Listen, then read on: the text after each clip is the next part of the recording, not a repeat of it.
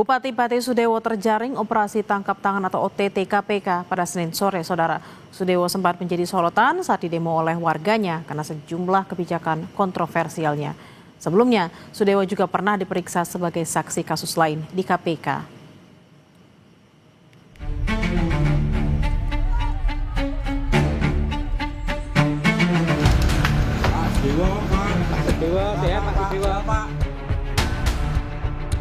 Agustus 2025, Bupati Pati Sudewo mengeluarkan kebijakan penyesuaian nilai jual objek pajak atau NJOP yang mengakibatkan kenaikan tarif pajak bumi dan bangunan pedesaan dan perkotaan sebesar 250%.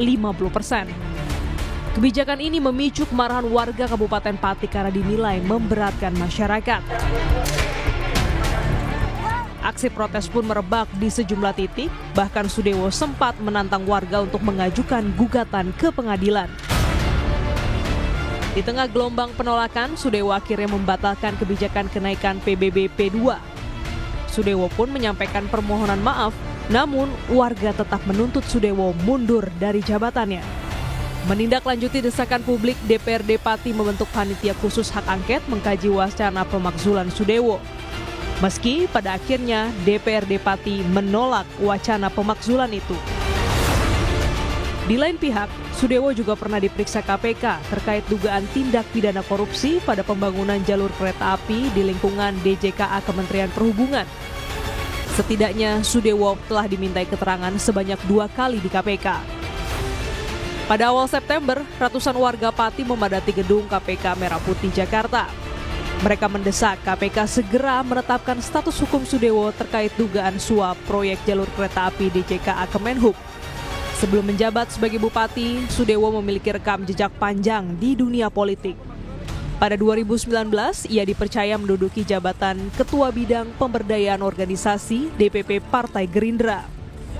Karir politiknya semakin menguat saat terpilih sebagai anggota DPR RI selama 2 periode 2009 hingga 2014, 2019 hingga 2024.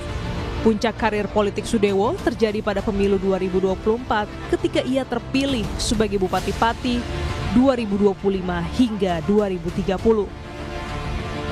Berdasarkan laporan harta kekayaan penyelenggara negara atau LHKPN yang disampaikan KPK pada 11 April 2025, Sudewo melaporkan total kekayaan sebesar lebih dari 31 miliar rupiah.